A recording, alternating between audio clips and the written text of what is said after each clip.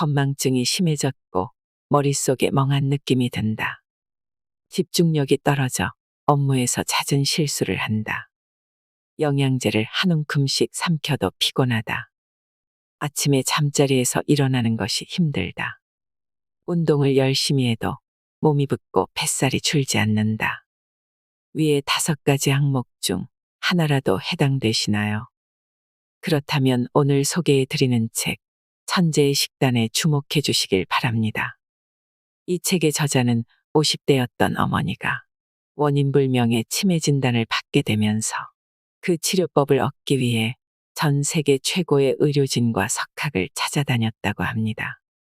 처음 저자가 어머니의 알츠하이머 치매약을 처방받았을 때 그 약과 관련해 병을 치료하는 효력은 없음, 제한적인 효과, 대증요법에 불과함이라는 문구를 보고 절망했다고 하는데요.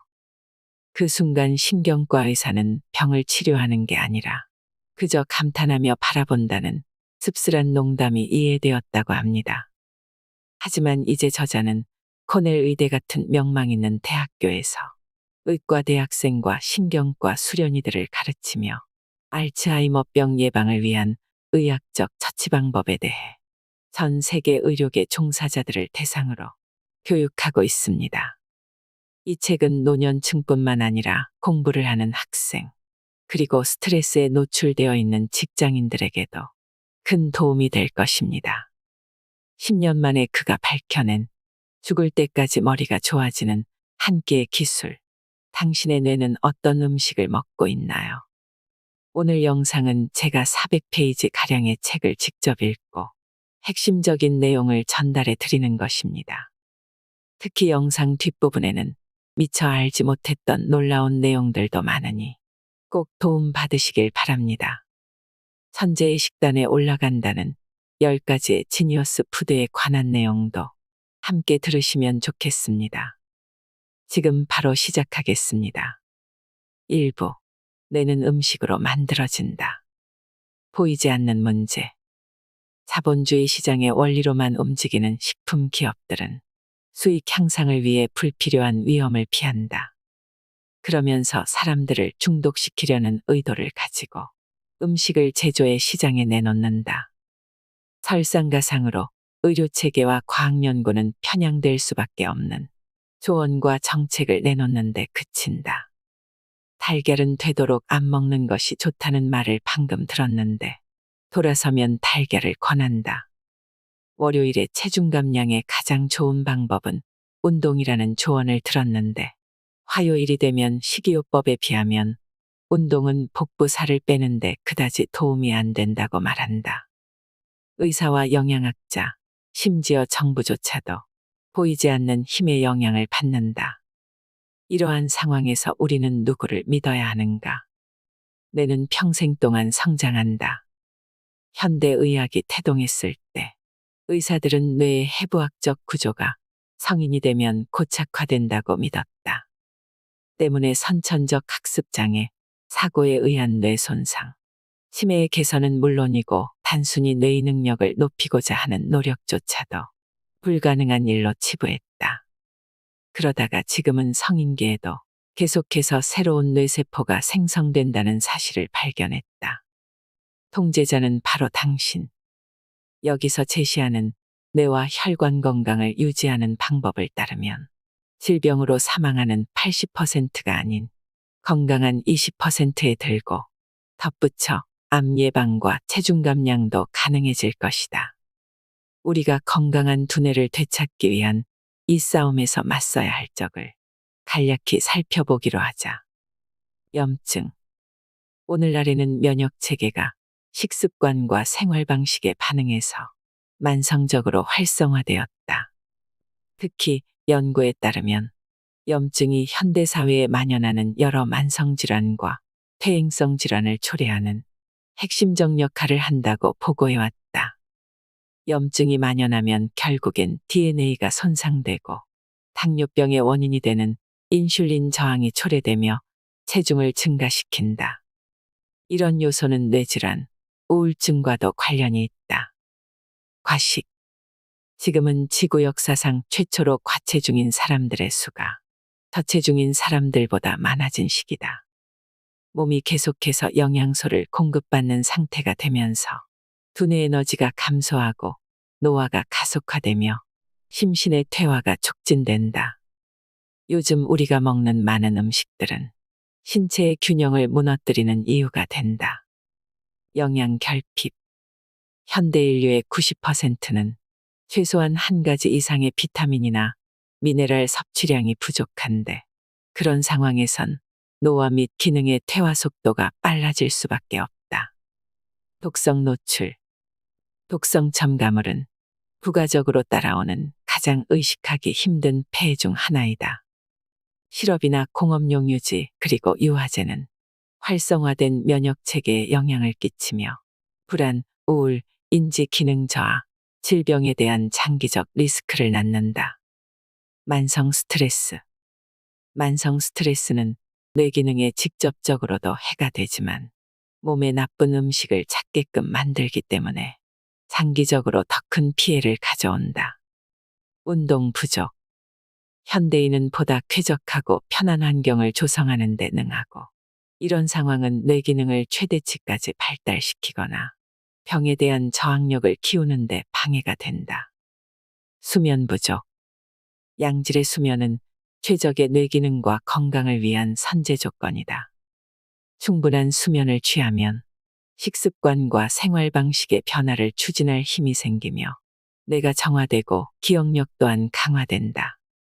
잠은 아주 적은 노력으로 큰 소득을 얻을 수 있는 효과적 수단이지만 인류 전체가 쌓아가는 수면 빚은 갈수록 늘어가고 있는 실정이다. 상서로운 지방과 불길한 기름. 유드키는 심장병을 일으키는 범인은 지방이 아닌 설탕이라고 주장했다. 실제로 설탕 섭취가 다른 어떤 영양소보다도 심장병의 위험과 강력히 관련되어 있음이 재확인됐다. 하지만 안셀키즈는 유행병처럼 확산되는 심장질환의 핵심은 음식으로 섭취하는 지방이라는 가설을 세우고, 그것을 증명하기 위해 지방으로 섭취한 총 칼로리와 심장병으로 인한 사망률 간에 완벽한 상관관계가 드러나는 그래프를 만들어 제시했다. 하지만 안타깝게도 그는 편향되고 잘못 해석된 데이터를 사용했다. 키즈에게는 숨겨진 동조자가 있었다. 캘리포니아 주립대 샌프란시스코 캠퍼스의 의대 교수 스탠튼 클렌츠는 뉴욕타임즈와의 인터뷰에서 그 협회는 설탕에 관한 논의가 이루어지지 못하게끔 수십 년간 막아왔다라고 설명했다.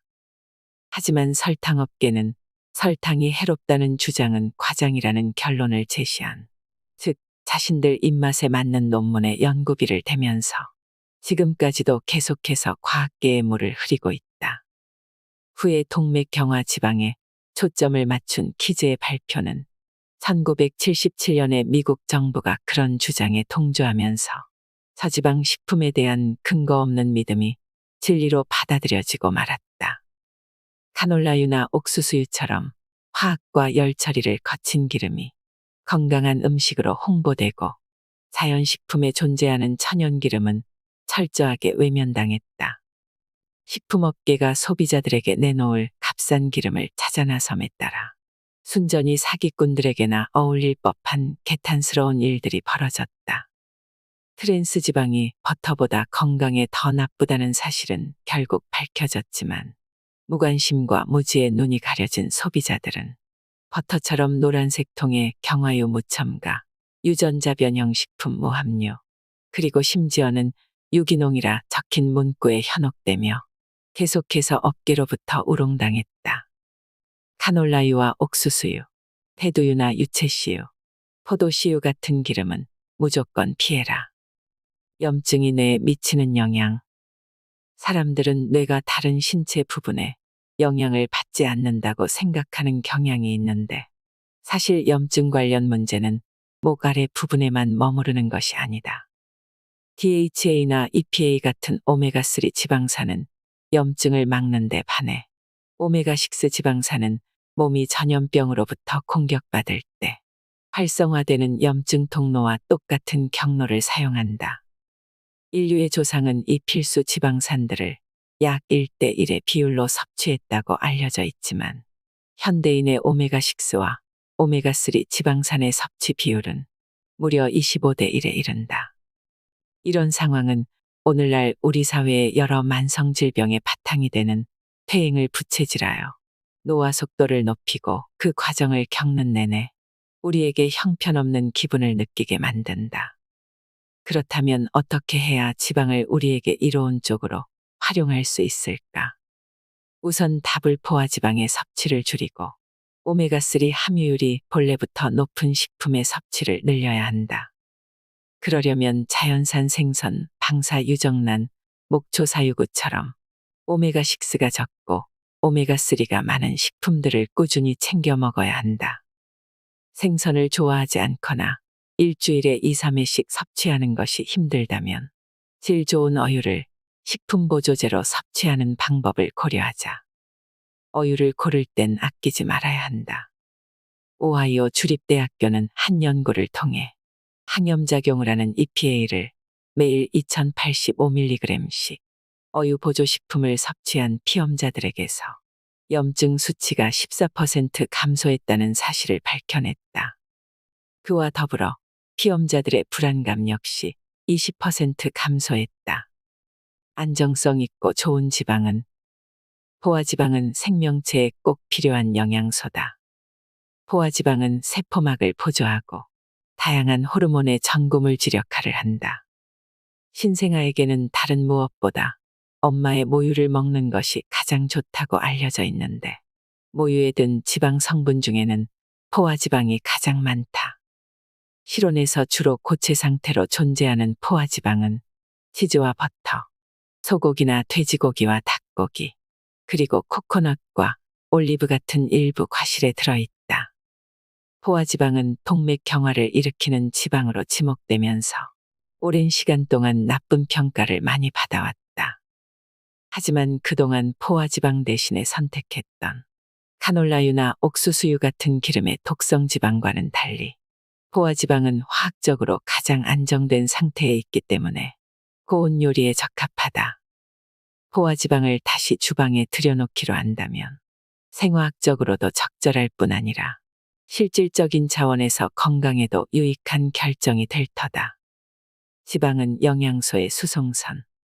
달걀, 아보카도, 지방질이 많은 생선, 엑스트라버진 올리브 오일 같이 양질의 지방을 챙겨 먹음으로써 기대되는 장점 중 대단히 중요한 것은 지방이 비타민 A와 비타민 D, 비타민 E와 비타민 K, 그리고 주요 카로티노이드인 베타카로틴처럼 아주 중요한 지용성 영양소의 흡수를 촉진한다는 점이다.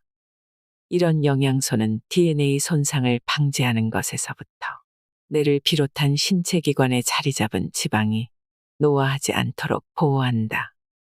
카로티노이드는 당근과 고구마, 시금치같이 짙은 녹색잎 채소에 많이 들어있는 염료로 이 영양소는 뇌의 기능을 크게 증진한다고 알려져 있다. 카로티노이드 중에서도 특히 루테인 제아잔틴은 일생에 걸쳐 습득한 지식과 기술을 활용하는 능력인 결정적 지능의 향상과 관련이 있다. 지용성 영양소는 말 그대로 지방이 있어야만 몸 안에 흡수될 수 있다. 따라서 샐러드를 먹을 때 엑스트라 버진 올리브 오일을 듬뿍 뿌리거나 삶은 달걀을 몇 개 넣는 것이 좋다. 이것만은 꼭 기억하자. 산화에 특히 취약한 다불 포화지방은 최고의 친구가 될 수도 있고 반대로 최악의 적이 될 수도 있다. 옥수수유와 대두유처럼 곡류와 씨앗에서 추출한 기름, 그리고 식물성 기름을 여러 차례 재사용해서 조리하는 튀김류를 피한다. 샐러드 드레싱은 직접 만들어 먹자. 슈퍼마켓에서 판매하는 제품은 물론이고 일부 레스토랑들은 정기적으로 엑스트라 버진 올리브 오일을 카놀라유나 그보다 더 나쁜 불가사의한 식물성 기름으로 바꾼다. 지방질이 많은 생선을 일주일에 3회 이상 먹기가 힘들면 어유를 건강기능식품으로 따로 챙겨 먹는 방법을 고려한다. 자연식품에 함유된 포화지방은 당분과 탄수화물이 적고 섬유질, 오메가3, 식물성 식품의 필수 영양소들이 많이 든 식사와 함께 먹을 경우에는 건강에 좋다. 트랜스 지방은 건강의 적이다. 수소가 첨가된 경화유는 물론이고 다불 포화 지방은 모두 피하도록 한다. 채소에 함유된 일부 영양소는 지방 없이는 흡수되지 않는다. 그러므로 샐러드와 야채는 건강한 지방과 늘 함께 먹는 것이 좋다. 열량은 높지만 영양가 없는 인간에게 생리학적으로 꼭 필요한 영양소지만 사람들이 자주 먹지 않는 자연식품에 주로 들어있는 미네랄, 비타민, 그 밖의 화학물질들은 무려 40여 종에 이른다. 이렇다 보니 현대인의 90%는 최소한 한 가지 이상 비타민과 미네랄 섭취량이 부족한 상태다. 최근 실시한 연구에 따르면 체내의 비타민 D 저하가 환경적 위험 요인들 중 치매를 유발하는 가장 강력한 원인이었다. 그런 현상에는 마그네슘 결핍도 들 수 있다. 마그네슘은 몸 안에서 일어나는 300가지 이상의 효소작용에 필요한 미네랄로 에너지 생성에서 DNA 복구에 이르기까지 다양한 신체작용에 관여한다. 그런데 그런 마그네슘이 당장 꼭 필요한 곳에만 공급되어 모조리 쓰인다면 DNA 복구 같은 활동은 뒷자리로 밀려날 것이다. 탄수화물이 넘쳐나는 시대. 선사시대에서 현대로 넘어오면서 생긴 가장 주요한 변화 중 하나는 탄수화물이 주인공으로 부상했다는 점일 것이다. 탄수화물이 최대로 농축되어 있는 식품은 정제당이다. 당은 일단 체내에 들어오면 마치 손가락에 묻은 메이플 시럽처럼 끈적끈적해진다. 중요한 차이점이 있다면 체내에 들어온 당은 일단 들러붙으면 씻어낼 수가 없다는 점이다. 포도당 분자가 그 주변에 있는 단백질이나 세포벽에 붙어 결과적으로 손상을 입히는 이 현상은 글리케이션이라고 불린다. 간이나 피부, 뇌를 비롯한 신체의 모든 기관과 조직이 제 역할을 수행하기 위해서는 단백질이 꼭 필요하다. 혈당을 올리는 음식은 모두 글리케이션을 일으킬 가능성이 있으며 포도당에 노출이 되는 단백질은 어떤 것이든 손상을 입기 쉽다. 알츠하이머병에 걸린 사람들의 경우 뇌에 이런 노화 독소가 정상인에 비해 3배나 많다고 알려져 있다. 실제로 이 과정에 글리케이션이 상당한 영향을 끼치는 것이 분명하며 혈당이 상승하면 치매의 위험이 높아지는 것도 이 글리케이션 때문이다. 불행히도 글리케이션으로 피해를 입는 신체 기관은 뇌뿐만이 아니다. 글리케이션은 피부와 간이나 신장, 심장과 뼈의 노화를 촉진한다고 알려져 있으며 글리케이션의 영향에서 자유로운 신체 기관은 없다. 환경 속의 노화 독소. 그릴에 고기를 올려놓고 지글지글 구우면서 고기 겉면이 갈색으로 딱딱해지는 것을 본 적이 있다면 당신은 이미 글리케이션이 형성되는 과정을 목격했다. 고기가 익으면서 갈색을 띠는 것은 체외에서 형성된 에이즈이다. 식품이 갈변하는 이런 현상은 마이야르 반응이라고 불린다. 사실 어떤 종류의 식품이든 가공하면 에이즈가 생성되지만 그릴이나 오븐에 구울 때처럼 고열로 조리하는 경우에 특히 많이 생긴다. 육류를 섭취하는 가장 안전한 방법은 육류를 통해 더 많은 항산화제를 섭취할 수 있도록 유기농으로 자란 풀을 먹여 키운 가축이나 자연산 생선만을 선택해서 먹고 가능하면 열을 적게 사용하는 조리법으로 익혀 먹는 것이다. 뇌 골칫거리, 첨가당. 첨가당은 오늘날 식품 성분 중 가장 나쁜 요소로 꼽힌다. 당분은 원래 섬유질과 수분, 영양소와 함께 어우러져 있는 과일을 통째로 먹을 때 소량만 섭취하는 것이 자연적 이치였다. 그러나 요즘에는 무수히 많은 인스턴트 식품과 감미음료에 을에 첨가되는 성분이 되어버렸다.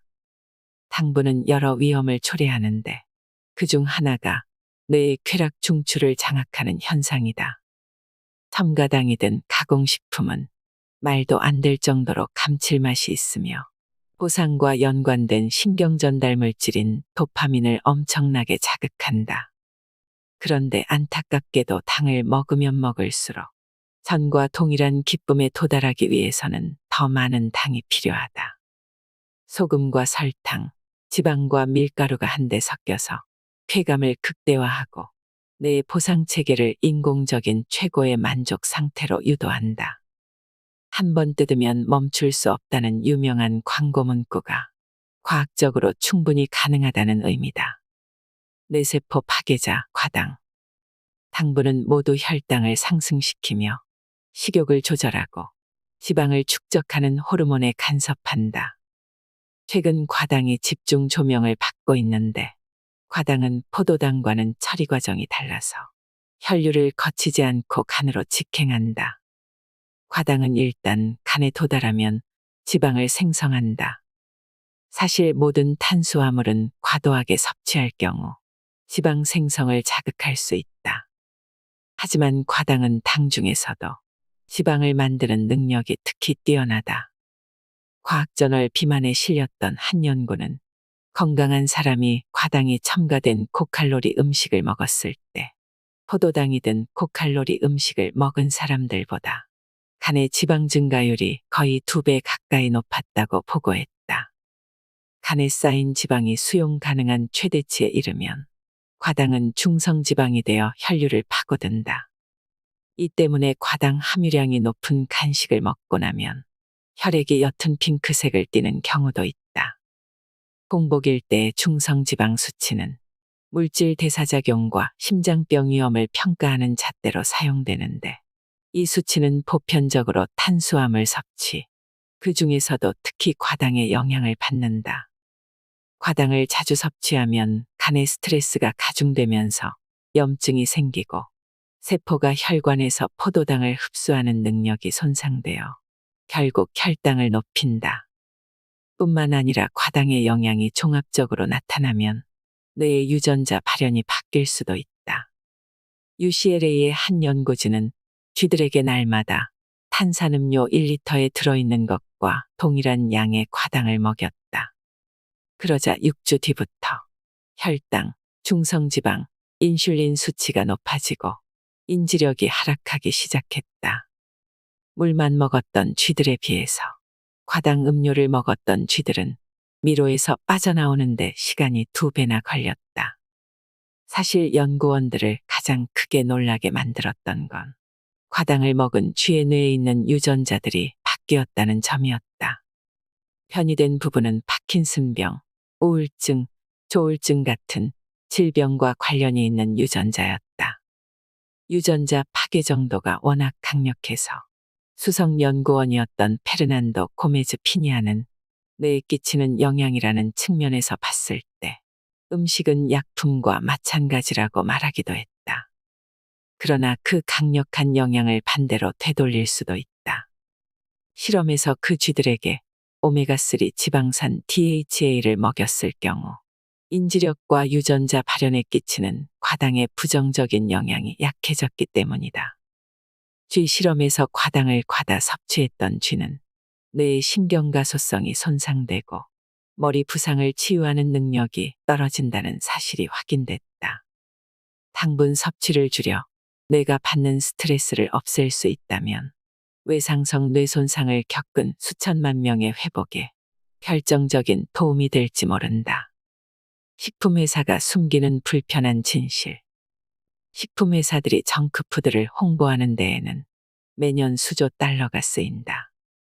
뉴욕타임즈는 최근 탄산음료 업계와 손을 잡은 과학자들이 비만과 제2형 당뇨병이 전 세계적으로 급격히 확산되는 문제를 게으름과 운동 부족 탓으로 돌리고 있다고 폭로했다.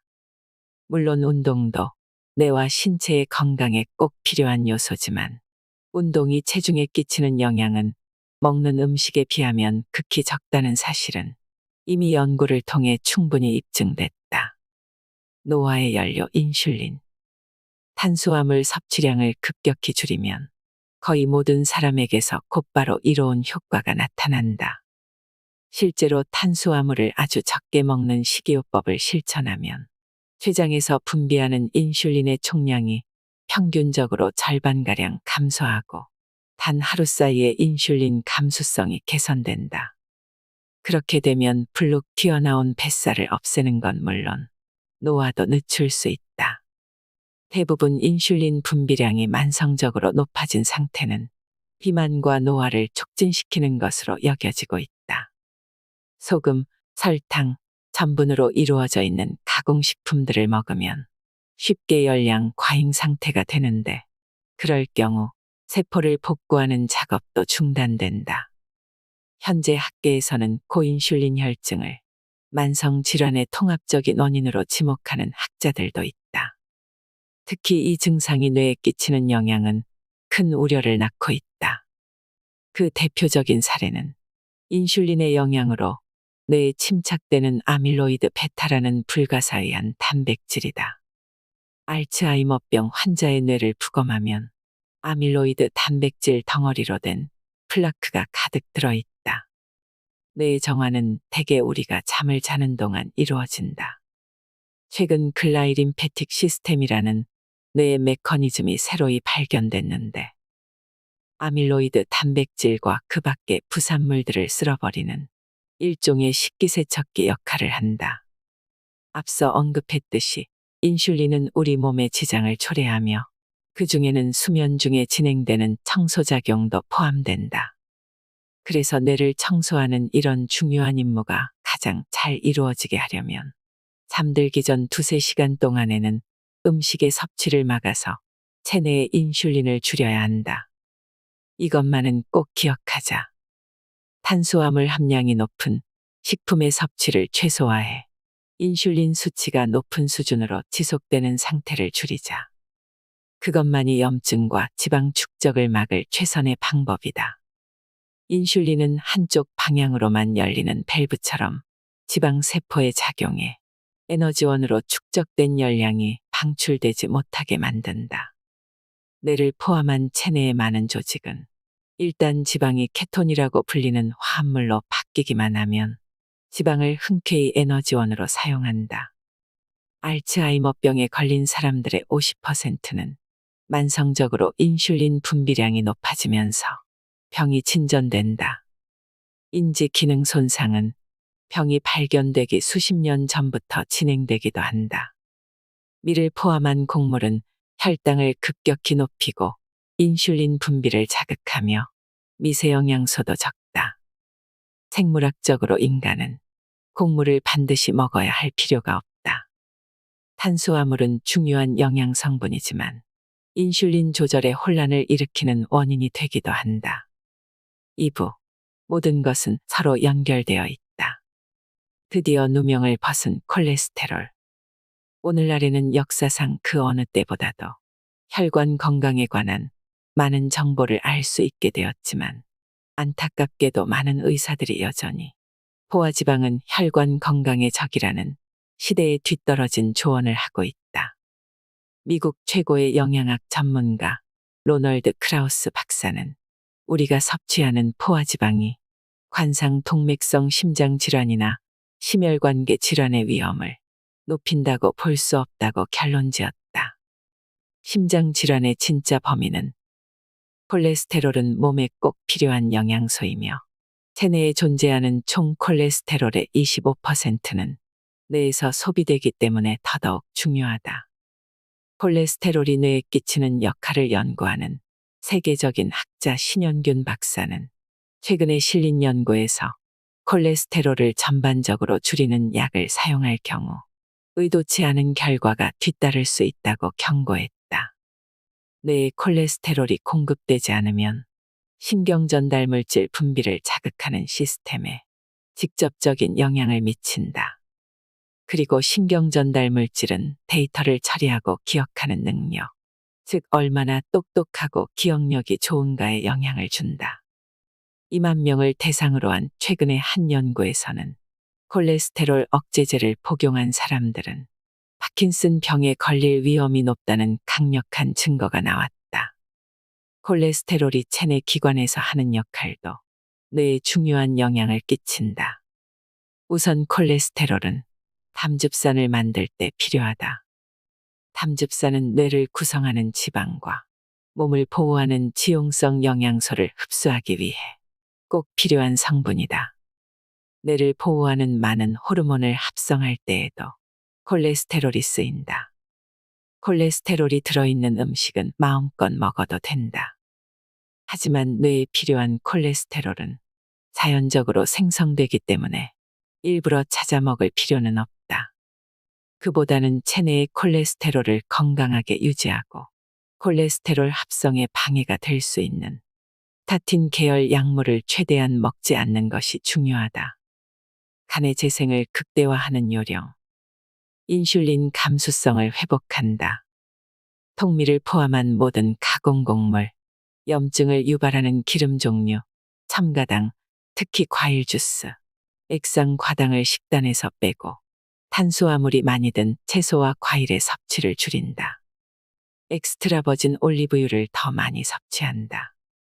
건강에 좋은 탄수화물로 구성된 식단에 비해 단일 불포화 지방이 많은 식단은 지방간 위험을 4.5배 낮췄다.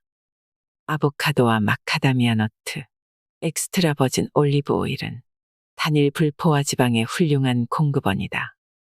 술을 줄이거나 아예 마시지 않는다. 맥주 6캔을 마시면 건강한 젊은 남성이라도 그 즉시 간에 지방이 쌓인다. 섬유질이 풍부한 채소를 많이 먹는다. 섬유질은 탄수화물과 지방의 흡수를 늦추어 간이 소화하는 데 쓰는 시간을 늘려준다. 뇌에 흘러가는 혈류 증가시키기. 뇌는 산소를 대단히 많이 소비한다. 매번 들이쉬고 내쉬는 숨의 25%는 뇌에 필요한 산소를 공급하는 데 투입된다. 그리고 혈중 지질 농도를 건강한 수준으로 유지하면 인지력을 작동시키는 힘 또한 유지시킬 수 있다. 뇌에 더 많은 건강한 혈류가 유입되게 만드는 방법은 더 있다. 하나, 다크 초콜릿을 먹는다. 다크 초콜릿에 든 폴리페놀이라는 화합물은 뇌로 들어가는 혈액의 흐름을 증진시킨다는 사실이 입증됐다. 반드시 코코아 함량이 최소 80% 이상인 초콜릿을 골라 먹고 항산화 성분의 효력을 축소시키는 알칼리 처리를 거치지 않았는지 확인한다. 둘, 칼륨을 더 많이 먹는다. 칼륨이 풍부한 식품은 아보카도, 시금치, 근대, 버섯, 연어다. 셋, 질산염이 풍부한 음식을 충분히 먹는다. 겨자와 샐러드 채소인 루꼴라에는 질산염이 많이 들어있다. 그 다음으로 질산염이 함량이 높은 식품은 상추와 시금치, 브로콜리가 있다. 질산염이 많이 든 식사를 한 차례 하는 것만으로 인지 기능이 활성화되기도 한다. 우리 몸의 오염을 막는 무공해 연료. 포도당과 다르게 케톤은 무공해 연료로 분류된다. 에너지로 전환되는 과정에서 좀비 분자인 자유라디칼이 포도당보다 덜 생기기 때문이다. 또 케톤이 자유라디칼을 무력화하는 물질을 급격히 증가시키는 것으로 밝혀지면서 노화 방지 효과도 얻을 수 있다. 건강과 장수를 도모하는 케톤의 효험은 여기서 끝이 아니다. 뇌에 케톤이 있으면 우울감이 감소하고 학습 효과도 증진될 뿐 아니라 성장 호르몬인 뇌유래신경 영양인자를 증진시키는 유전 경로가 활성화되는 것으로 알려졌다. 케톤은 뇌의 혈류량을 최대 39%까지 증가시킴으로써 혈액 공급에도 이로운 영향을 끼친다. 현대인들의 식단에 탄수화물이 늘어남에 따라 이렇게 중요한 케톤이 생성될 기회가 거의 제한되고 있다. 탄수화물이 많은 음식은 췌장에서 인슐린 반응을 일으키고 케톤의 활동은 인슐린이 높아질 때마다 매번 서서히 멈추기 때문이다. 반면에 금식을 하거나 탄수화물이 아주 적은 식사를 해서 인슐린을 억제하면 케톤의 생성이 촉진된다. 단식을 하는 방법은 여러 가지가 있다. 음식을 마지막으로 섭취한 뒤로부터 16시간이 지날 때까지 아무것도 먹지 않는 방법이 가장 일반적인 16대 8 단식으로 16시간 동안은 음식 섭취를 제한하고 나머지 8시간 동안 음식을 먹는 식사요법이다. 금식을 실천하는 가장 쉬운 방법 중 하나는 아침을 거르는 일이다. 사실 아침은 불필요한 식사다. 밤 동안 금식했던 상태를 잠에서 깬 이후까지 유지하면 잠에서 깬 후 가장 많이 분비되는 호르몬인 코르티솔을 더 유용하게 활용할 수 있다. 코르티솔은 저장되어 있던 지방산과 포도당, 단백질을 동원해서 연료로 쓸 수 있게 돕는다. 그래서 저녁을 거르는 것에 비해 아침을 건너뛰는 것이 더 이로울 수 있다. 근육을 만드는 성분. 건강보조식품 시장에서 크레아틴은 그 효험이 뚜렷하게 밝혀진 몇 안 되는 건강보조식품 중 하나이다. 크레아틴은 붉은 살코기와 생선에 들어있는 성분으로 섭취하면 근력이 크게 향상된다. 크레아틴은 헬스장에서 근력 운동을 할 때만 도움이 되는 것이 아니다. 뇌에도 꼭 필요한 성분이다. 정신력이 요구되는 활동을 할 때 필요하다.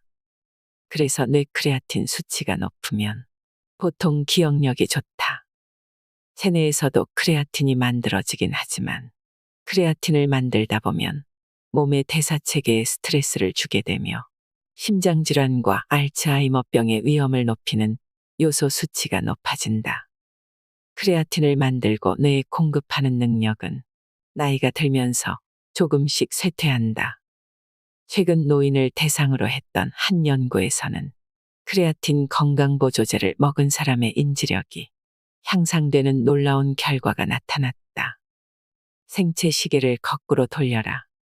간헐적 단식은 말할 것도 없고 저탄수화물 식이요법을 시작하라. 다만 탄수화물을 줄일 때는 소금을 먹어라. 탄수화물 섭취를 제한하기 시작한 첫 주에는 좋은 컨디션을 유지하기 위해 나트륨을 평소보다 더 섭취하는 것이 좋다. 학습과 기억 신경 전달 물질, 아세틸콜린. 아세틸콜린은 콜린 체계에 속하는 신경 전달 물질로 몸에서 여러 활동에 관여하지만 주로 렘 수면, 학습, 기억에 관여하는 물질로 알려져 있다. 아세틸콜린 부족은 알츠하이머병과도 연관이 있는데 알츠하이머병을 앓으면 아세틸콜린을 만드는 뉴런이 손상된다. 현재 알츠하이머병을 비롯한 다양한 치매를 치료하는 데 쓰이는 약품 2가지 중 하나는 아세트콜린 분해 요소가 시냅스에서 파괴되는 것을 막음으로써 뇌에 공급되는 아세틸콜린 양을 늘리는 약이다. 아세틸콜린의 기능을 최적화하려면 우선 아주 흔히 쓰이는 아세틸콜린계 약품을 피하는 것이 좋다. 멀미약이나 수면제, 항우울제, 항히스타민제 같은 것들이다. 이런 약을 장기 복용하면 치매에 걸릴 위험이 높아진다. 주기적으로 사용할수록 치매 발병 위험은 더 컸다.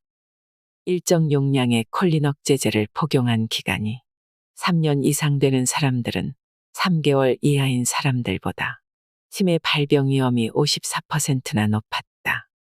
만일 현재 이런 약품을 주기적으로 복용하고 있다면 담당 의사와 상의하여 인지 기능이 손상되거나 차후에 치매에 걸릴 위험을 높이는 것은 아닌지 확인해야 한다.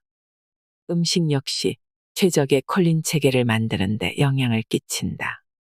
콜린은 해산물과 가금류에 많이 들어있지만 최고의 공급원은 달걀이라고 보아도 좋을 것 같다.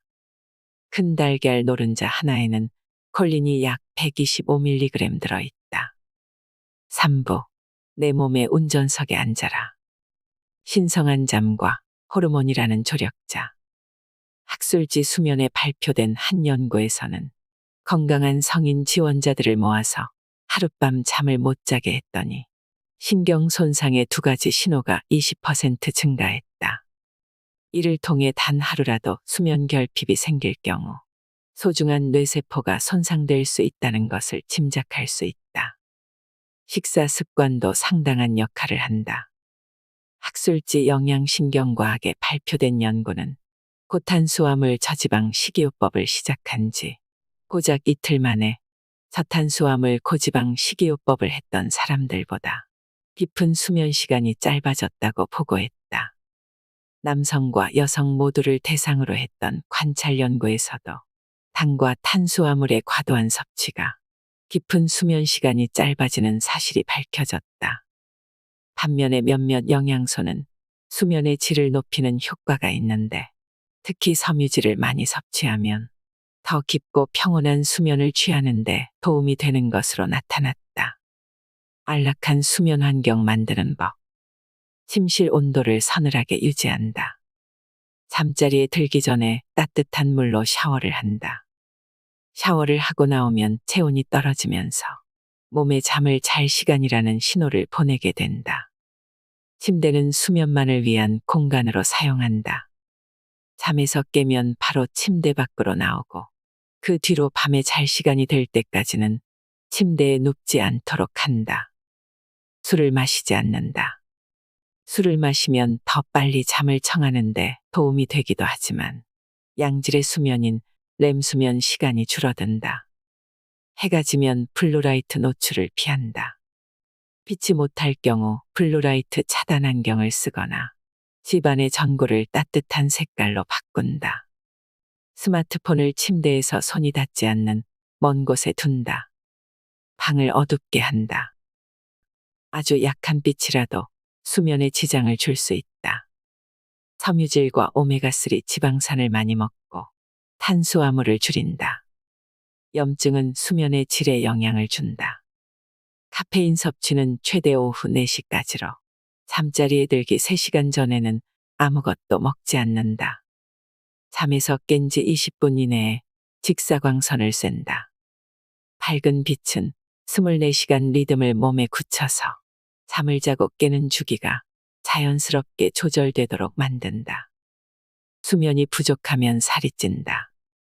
최근에 여러 연구들이 하룻밤 수면 시간이 6시간 이내인 수면 결핍이 의도치 않게 그 다음날 500칼로리를 더 많이 먹게 만들며 추가로 섭취하는 열량은 대부분이 탄수화물이라는 사실을 확인했다. 그런 상황이 계속되면 단 몇 주 만에 살이 두둑이 붙을 것이다. 위대한 운동의 효과. 운동이 인지기능을 증진하는 최고의 방법이라는 사실은 그리 놀랄 만한 일이 아니다. 전문가들은 가만히 앉아서만 지내는 생활이 흡연만큼이나 건강에 해롭다고 주장하기도 한다. 유타 대학교의 한 연구에서는 앉아서 보내는 시간 중 1시간당 단 2분씩만 걸어도 조기 사망 위험을 33% 줄일 수 있다는 사실을 밝혔으며 케임브리지 대학교의 연구에서는 중간 강도의 운동을 하루 1시간만 해도 조기 사망 위험에서 완전히 벗어날 수 있다고 설명했다. 뇌에도 운동이 만병통치약이라고 볼 수 있다. 운동은 치료 효과도 있지만 체력을 키우고 몸을 보호하며 해를 입기 쉬운 장기들을 강력한 항산화제나 신경영양인자 같은 유용한 화학혼합물로 감싸게 한다. 몸을 쓰는 만큼 뇌가 좋아진다. 유산소 운동이 새로운 뇌세포를 생성해서 뇌 기능을 유지하는 최고의 방법이라면 무산소 운동은 그런 세포들을 건강하고 대사 효율성 높은 상태로 유지할 가장 좋은 방법이다. 사우나와 친해지기.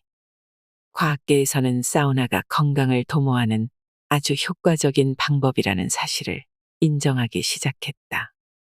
최근 연구들은 발열요법이 뇌를 훈련시키는 강력한 방법이자 노화를 방지하는 효과적인 수단이 될 수 있다고 밝혔다.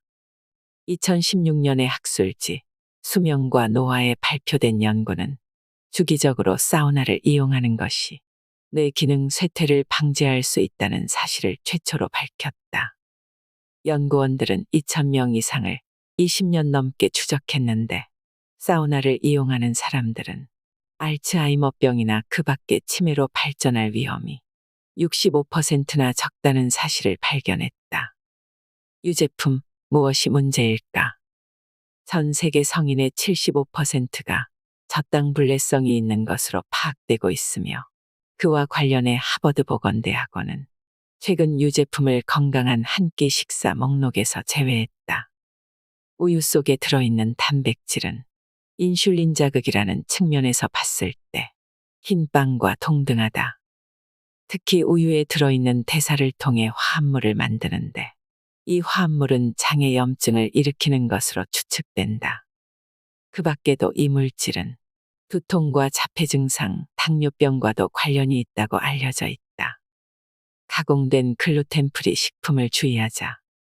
가공 처리를 아주 많이 해서 겉보기에만 그럴듯하게 만든 글루텐 프리 식품을 선택하는 것은 두말할 필요 없이 바람직하지 못하다.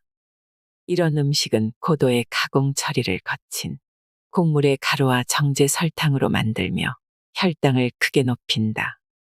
더욱이 가공된 글루텐 프리 식품에는 산화되기 쉬운 다불포화 지방이 많이 들어있다. 따라서 산업화된 공정으로 진짜처럼 조작한 식품이 아니라 애초에 글루텐이 들어있지 않은 식품만 먹도록 하자. 완벽한 구급상자 채우기. 알루미늄이 없는 데오도런트로 바꾼다. 많은 데오도런트에는 알루미늄이 들어있는데 알루미늄의 과다 노출과 치매 발병률 사이에는 밀접한 연관성이 있는 것으로 알려져 있다. 알루미늄이 들어있지 않은 제품을 고르거나 코코넛 오일이나 베이킹소다로 천연 살균제를 직접 만들어서 쓰자. 비스테로이드 항염증제를 진통제로 자주 사용하지 않는다. 이부프로펜과 나프록센 같은 비스테로이드 항염증제는 심장 발작 위험을 높이는 것으로 최근 알려졌다. 경미한 통증에 흔히 사용되는 이런 계열의 약은 에너지를 만드는 능력을 감소시키고 활성산소 생성을 늘린다. 이런 작용이 확인된 부위는 심장 세포들이지만 이 약은 혈액 뇌장벽을 쉽게 건너갈 수 있다. 대신 통증 완화 효과가 확인된 항염증 물질인 커큐민을 먹도록 하자. 아세트아미노펜을 만성적으로 사용하지 않는다. 약국에서 많이 팔리는 진통제 성분인 아세트아미노펜은 뇌의 주요 항산화 물질인 글루타티온 수치를 낮춘다.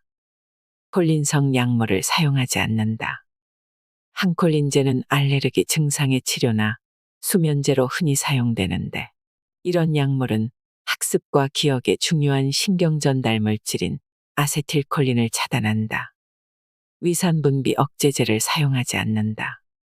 이런 약들은 위산 역류 개선을 위해 흔히 사용되지만 비타민 B12 같은 필수 영양소의 흡수를 막아 인지기능장애와 치매의 위험을 높인다. 이럴 경우 탄수화물 섭취를 줄이면 위산 역류 증상이 줄어들고 그렇게 되면 약을 쓸 필요도 없어진다. 똑똑한 건강기능식품 총정리. 하나, 어유. 양질의 생선기름은 오메가3 지방산의 실질적이면서도 풍부한 공급원이다. 어유를 고를 때는 기름의 양이 아니라 EPA와 DHA의 양이 얼마인지를 확인해야 한다. 가령 섭취 중인 건강기능식품에 어유 1000mg이 들어있지만 그 안에 포함된 EPA와 DHA의 양이 적다면 질이 낮은 건강기능식품에 해당한다. 매일 어유나 지방질이 있는 생선에서 DHA 500mg과 EPA 1000mg 정도를 섭취하도록 한다. 어유는 신선도 유지를 위해 냉장 보관하는 것이 좋다. 2. 비타민 D3. 최근 연구에 따르면 비타민 D 저하가 치매를 부르는 강력한 원인으로 제시됐다. 비타민 D 결핍은 뇌의 신경전달 물질인 세로토닌의 수치를 낮춰 우울증과 브레인포그를 유발할 수 있다. 비타민 D는 주로 태양의 중파장 자외선에 피부가 노출되면서 체내에서 합성된다. 비타민 D를 합성하는 능력은 사람에 따라 큰 차이가 있는데 나이 든 사람보다 젊은 사람이 비타민 D를 더 많이 합성한다. 예컨대 같은 양의 햇빛을 쬐더라도 70세인 사람은 20세인 사람보다 비타민 D를 4배 덜 만든다. 또 과체중인 사람도 생성되는 비타민 D의 양이 더 적다. 셋.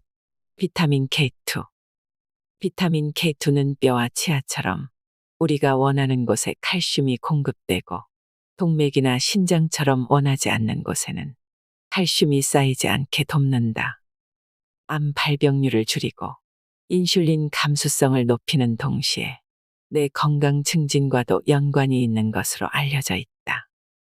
넷. 강황. 강황은 수천 년 동안 사용된 식물뿌리다. 강황에는 두 가지 중요한 성분이 들어있다. 하나는 항염작용이 증명된 폴리페놀 성분의 커큐민이고, 다른 하나는 뇌의 줄기세포 증식에 도움을 줄 수 있는 방향성정유다.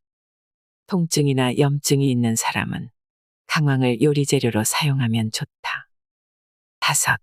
프로바이오틱스. 나 같은 경우는 김치나 콤부차 같은 프로바이오틱스 음식을 즐겨 섭취하지만, 혹시 프로바이오틱스 성분이 든 음식이 입에 잘 맞지 않는다면 건강기능식품으로 섭취하는 방법도 나쁘지 않다.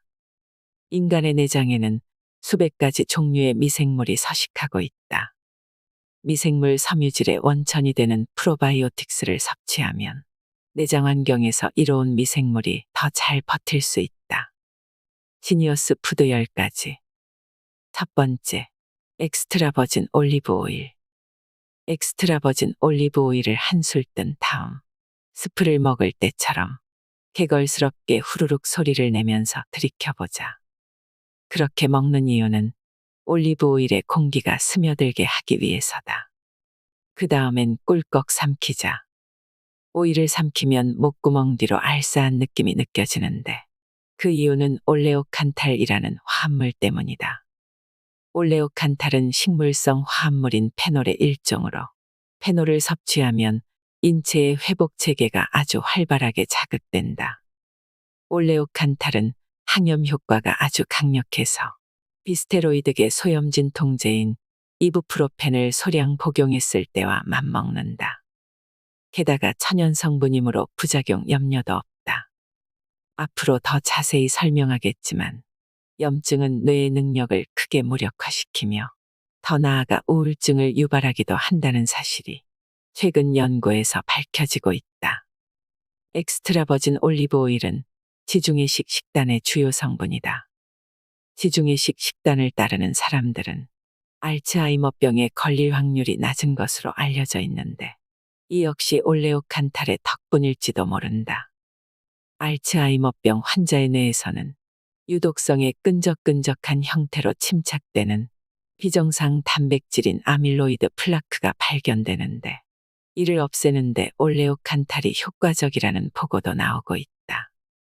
올레오칸탈은 플라크를 분해하는 효소의 활동을 촉진하기 때문이다.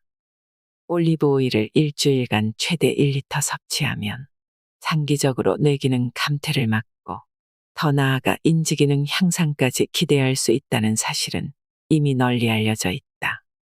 이 밖에도 엑스트라 버진 올리브 오일은 에너지원으로 쓰고 남은 잉여탄수화물을 지방으로 만드는 효소를 차단하는 효과도 있는 것으로 나타났다. 올레오칸탈 이외에도 엑스트라 버진 올리브 오일에는 혈관과 간의 건강을 지키고 체중 감량을 촉진하는 불포화 지방이 많다. 또 밥숟가락 하나 분량의 올리브 오일에는 비타민 E의 일일 섭취 권장량의 10배가 들어있다.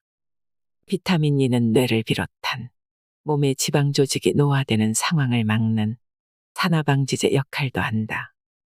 두 번째, 아보카도. 아보카도는 뇌를 보호하고 동시에 개선할 수 있는 지니어스 푸드다. 우선 아보카도에는 과일과 야채의 지방을 보호하는 능력이 있는데, 이는 뇌에 아주 좋은 소식이다. 뇌는 신체에서 지방이 가장 많을 뿐 아니라 산화 스트레스를 유발해서 노화를 주동하는 조직이기 때문이다. 실제로 우리가 들이마시는 산소의 무려 25%가 뇌에서 에너지를 만드는 데 쓰인다. 아보카도에는 다양한 종류의 비타민 E가 풍부하게 들어있으며 루테인과 제아잔틴을 엄청나게 많이 보유하고 있다. 그리고 이 영양소들이 몸에 제대로 흡수되려면 지방의 도움이 꼭 필요한데, 아보카도에는 안성맞춤으로 이런 영양소들과 함께 건강한 지방이 풍부하게 들어있다. 오늘날 일반적인 심장질환은 물론이고 혈관성 치매 등 혈관 관련 질환이 급속히 확산되고 있다. 칼륨은 나트륨과 함께 작용해서 혈압을 조절하는 혈관 건강에 필수적인 영양소다. 하지만 현대인들이 섭취하는 칼륨의 양은 적정량보다 대개 부족하다. 칼륨 함유량이 바나나의 2배나 되는 아보카도야말로 약 650km에 이르는 뇌의 미세혈관계에 영양을 공급하기에 안성맞춤인 식품이다. 마지막으로 중간 크기의 아보카도 한 개에는 섬유질이 무려 12g이나 들어있다. 장에 기생하는 굶주린 세균들에게 섬유질을 먹이로 주면 이 세균들은 염증을 줄이고 인슐린 감수성을 높이고 뇌의 성장인자를 증가시키는 등 생명과 뇌의 기능을 유지하는 데 필요한 화합물을 만들어낸다. 나는 아보카도를 하루에 반 개씩 매일 먹으려고 노력한다. 아보카도에 천일염과 엑스트라 버진 올리브 오일을 뿌리기만 해도 맛있게 먹을 수 있다. 세 번째, 블루베리. 블루베리에는 플라보노이드라는 화합물이 많이 들어있기 때문에 흔히 먹는 과일과 채소들 중에 항산화력이 가장 높은 편이다. 블루베리에 가장 많이 들어있는 플라보노이드는 안토시아닌이다. 안토시아닌은 혈액내장벽을 통과할 수 있으며 뇌에서 기억을 다루는 부위에 신호전달을 활성화한다고 알려져 있다. 크리코리언 박사는 블루베리가 인지기능 향상에 영향을 미친다는 사실을 입증하는 여러 연구 결과를 발표했다. 한 연구에서는 치매에 걸릴 위험이 있는 노령의 피험자들에게 12주 동안 블루베리를 먹게 했더니 기억력과 기분이 좋아지고 공복 혈당이 낮아졌다. 놀라운 연구 결과는 또 있다. 6년에 걸쳐서 노인만 6,010명을 대상으로 진행했던 연구에서 블루베리 섭취가 인지력 저하를 2.5년 늦추는 효과를 보인 것이다. 그리고 최근에 한 연구에서 일반적으로 과일의 섭취와 치매 발병률 사이에 아무런 관련성이 없는 것으로 나타났지만 베리류는 인지력 손실을 막아주는 효과가 있었다. 베리의 종류마다 들어있는 유익한 화합물은 다를지 몰라도 베리는 종류에 관계없이 모두 뇌 건강에 도움이 된다. 생블루베리가 가장 좋지만 냉동 블루베리도 나쁘지 않다. 냉동 블루베리는 생 블루베리보다 가격이 훨씬 저렴하고 구하기도 쉽다. 다만 꼭 유기농 블루베리를 구입하도록 한다. 네 번째, 다크초콜릿. 카카오는 마그네슘이 가장 풍부한 천연식품 중 하나라고 한다. 자연 발효식품인 초콜릿을 섭취해서 얻을 수 있는 이점은 폴리페놀의 일종인 플라보노이드에서 나온다.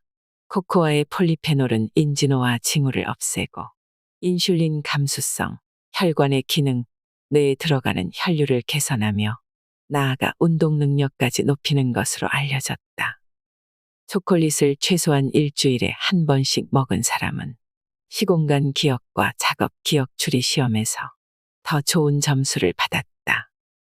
우선 영양 성분표를 확인해서 알칼리 처리를 거치지 않은 코코아를 사용한 것을 고르자. 알칼리 처리를 거치면 코코아의 식물성 생리활성 물질이 손상되면서 설탕 덩어리 초코바로 전락하기 때문이다. 설탕의 양도 중요하다. 설탕이 적게 함유된 제품을 고르려면 카카오 함량이 80% 이상인 초콜릿을 선택한다. 그 이하인 제품은 과식을 조장하는 음식 부류에 든다. 밀크 초콜릿과 화이트 초콜릿은 순전히 당분 덩어리다. 다섯 번째, 달걀. 장기간에 걸쳐 진행한 최근 연구들에서 달걀을 많이 먹더라도 심혈관 질환이나 알츠하이머병의 위험을 높이지는 않는다는 사실이 상세히 밝혀졌다. 노른자를 포함하여 매일 달걀을 3개씩 먹고 탄수화물 섭취는 줄이는 식이요법을 따른 집단은 그와 동일한 식단에서 달걀 흰자만 섭취했던 집단보다 인슐린 저항성이 줄고 HDL이 높아지고 LDL 분자의 크기가 커졌다고 밝혔다. 뇌를 포함한 신경 조직은 세포 분열 시 가장 먼저 발달하는 조직 중 하나다.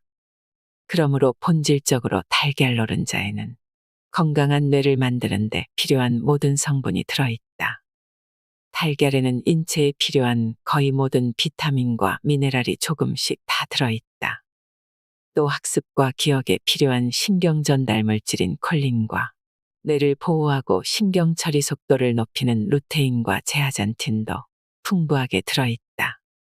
터프츠 대학교에서 진행한 한 연구에서 피험자들에게 하루에 달걀 노른자를 1.3개씩 4.5주 동안 먹게 했더니 혈중 제아잔틴이 140%, 루테인이 50% 상승했다. 정말 놀랍지 않은가? 6번째, 목초 사유고. 오늘날 정육업계의 환경은 변명의 여지가 없을 정도로 형편없다. 가령 소고기 생산업자들은 비정상적인 먹이와 항생제를 잔뜩 주면서 가축을 길러낸다. 건강한 소에서 얻은 소고기와는 하늘과 땅 차이다. 연구원들은 인간의 뇌가 지금과 같은 인지력이 강한 뇌로 진화할 수 있었던 요인은 익힌 고기에서 나오는 고열량 에너지와 이런 영양소 덕분이었다고 믿는다. 이런 미세 영양소의 결핍은 낮은 지능과 자폐, 그리고 우울과 치매 같은 뇌 관련 질환과 관련이 있다. 호주 정부 광고 식단에 나오는 것처럼 매주 소고기를 3에서 4인분 섭취하지 않는 여성들은 우울증이나 불안장애, 조울증에 걸릴 확률이 고기를 그만큼 섭취하는 사람들보다 2배는 높다. 또 소고기를 아예 안 먹는 것보다는 조금이라도 먹는 것이 낫지만 권장량보다 더 먹는 것이 꼭 좋지만은 않다. 그렇다면 어린아이들의 인지 기능에는 고기가 어떤 영향을 끼칠까? 케냐에서 고기를 더 많이 섭취하는 아이들이 실제로 신체, 인지, 행동 측면에서 대체로 더 뛰어나다는 사실을 관찰한다. 분석 결과 고기를 먹은 아이들은 평범한 죽만 먹거나 죽과 우유를 먹었던 다른 두 그룹의 아이들보다 근육량이 늘었으며 심장 관련 문제가 덜 발생했다. 또 놀이터에서 놀 때 더 자신감 있는 태도를 보여서 정신건강도 개선되었음을 짐작할 수 있었다. 인지수행력도 더 뛰어났다. 모든 그룹에서 아이들의 인지력이 발달했지만 특히 고기를 먹은 그룹은 수학과 언어 과목에서 급격한 향상을 나타냈다. 소고기는 좋은 환경에서 100% 풀을 먹여서 키운 소고기를 고른다. 참고로 유기농 소고기는 별도로 100% 목초를 먹여 키운 소라고 명확히 기재한 경우를 제외하고는 모두 유기농 곡물을 먹여 키운 소다. 7번째, 녹색잎 채소. 채소는 뇌에 가장 좋은 친구다. 최근 연구에서 하루에 녹색잎 채소를 2끼 분량씩 먹은 사람들은 뇌의 연령이 실제보다 11세나 어렸는데 아마도 마그네슘을 충분히 섭취했기 때문일 것이라고 추정된다. 녹색잎 채소는 또 그 안에 들어있는 섬유질 때문에라도 명백하게 이로운 식품이다. 녹색잎 채소에는 최근 새롭게 발견된 설포키노보스라는 황이 결합된 당 분자도 들어있다. 이 물질은 건강한 장세균에 직접 양분을 공급한다. 8번째, 브로콜리. 브로콜리와 양배추, 청경채 등 십자화과 채소들은 건강에 이롭다. 설포라판이라는 화합물이 많이 들어있기 때문인데 이 대단한 물질은 식물 세포 내 2가지 화합물이 입에서 씹을 때 섞이면서 만들어진다. 면역이나 뇌와 장의 염증과 비만의 치료에 엄청난 효력이 있음이 이미 증명됐다. 9번째, 자연산 연어. 자연산 생선 섭취는 심혈관 질환과 암에 걸릴 위험을 줄이고 더 나아가 전반적인 사망률까지 낮춘다고 알려져 왔다. 자연산 생선을 많이 먹는 사람들은 나이가 들어도 인지 능력이 뛰어나고 기억력이 더 좋고 심지어 뇌의 크기도 더 크다. 최근 연구에서 인지 기능이 정상인 노인들 중에 매주 해산물을 1회 이상 꾸준히 섭취했던 사람들은 그렇지 않은 사람들보다 언어 기억력이나 사물이나 상황을 지각하는 속도가 5년 동안 덜 감퇴된 것으로 나타났다. 해산물의 긍정적인 작용은 알츠하이머병의 위험성을 높이는 유전자에도 큰 영향을 끼친다. 이런 몸에 좋은 생선 중에서도 최고로 꼽히는 자연산 연어는 수은 함량이 낮고 오메가3 지방산과 DHA가 풍부하며 아스타잔틴이라는 매우 효과적인 카르티노이드가 들어있다. 아스타잔틴은 DNA 손상과 노화 스트레스로부터 보호하는 유전자를 활성화한다고도 알려져 있다. 10번째, 아몬드. 아몬드 껍질에는 대장에 사는 세균에 영양을 공급하는 프리바이오틱 성분이 들어있다. 실제로 아몬드 껍질이나 통아몬드를 먹은 사람들 모두 장내 병원균은 줄고 몸에 이로운 균이 늘어났다는 연구 결과가 있다. 그리고 아몬드에는 항산화 작용을 하는 화합물인 폴리페놀이 많이 들어있다. 마지막으로 지용성 항산화 물질인 비타민 E도 풍부하다. 비타민 E는 시냅스막이 산화되지 않도록 보호하기 때문에 신경가소성 증진에 도움이 된다.